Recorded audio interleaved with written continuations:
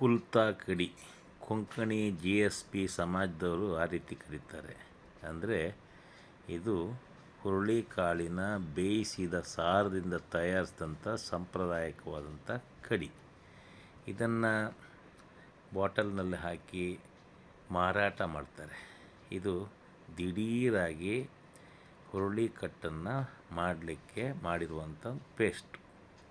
ಇದು ನಮ್ಮ ಕಡೂರು ಭಾಗ, ಬೀರೂರು ಕಡೂರು ಭಾಗದಲ್ಲಿ ಅರೆಮಲೆನಾಡು ಪ್ರದೇಶದಲ್ಲಿ ಬೆಳೆಯುವಂಥ ದೇಸಿ ತಳಿಯಾಗಿರುವಂಥ ಕಪ್ಪು ಹುರುಳಿಕಾಳುಗಳಿಂದ ಈ ಪೇಸ್ಟನ್ನು ತಯಾರಿಸ್ತಾರೆ. ಇದು ಮಾಡೋ ವಿಧಾನ ನೋಡಿ. 1 ಲೀಟ್ರ್ ನೀರು ಬಿಸಿಗಿಡಿ. ನೀರು ಚೆನ್ನಾಗಿ ಕುದಿಬೇಕಾದ್ರೆ 2 ಅಥವಾ 3 ಟೀ ಸ್ಪೂನ್ ತುಂಬಿರುವಂಥ ಈ ಪೇಸ್ಟನ್ನು ಅದನ್ನು ಹಾಕಿಬಿಟ್ಟು ನಿಧಾನವಾಗಿ ಕದಡ್ಬಿಡಿ. ಅದು ಕರಗಿ ಆ ನೀರಿನಲ್ಲಿ ಮಿಶ್ರ ಆಗುತ್ತೆ. ಆ ನಂತರದಲ್ಲಿ ನಿಮಗೆ ಇಷ್ಟ ಆದ ರೀತಿಯಲ್ಲಿ ಯಾವ ರೀತಿ ಬೇಕಾದರೂ ನೀವು ಮಸಾಲೆಗಳನ್ನು ತಯಾರಿಸ್ಕೋಬೋದು.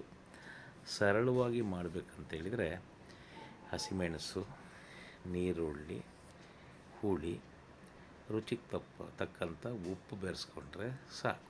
ನಂತರ ಬೇಕಾದರೆ ಒಗ್ಗರಣೆ ಹಾಕ್ಬೋದು. ಖಾರದ ಪುಡಿ ಬೇಕಾದ್ರೂ ಸೇರಿಸ್ಬೋದು, ಅಥವಾ ಕಾಳು ಮೆಣಸಿನ ಪುಡಿ ಬೇಕಾದರೂ ನೀವು ಹಾಕ್ಬೋದು. ಇದನ್ನು ಕರಾವಳಿ ಭಾಗದಲ್ಲಿ ಸ್ವಲ್ಪ ಸೌತೆಕಾಯಿನ ಕೂಡ ಕೊಚ್ಚಿ ಹಾಕ್ತಾರೆ.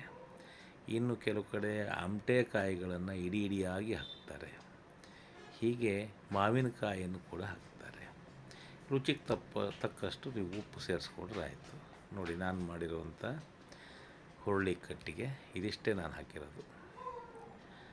ಇದನ್ನು ನೀಟಾಗಿ ಬೇಯಿಸ್ಕೊಳ್ಳಿ. ಸಣ್ಣ ಗೋಲಿ ಗಾತ್ರದ ಹುಣಸೆ ಹಣ್ಣನ್ನು ಇದಕ್ಕೆ ಮಿಶ್ರ ಮಾಡಿ ಹುರುಳಿ ಕಟ್ಟು ರೆಡಿ.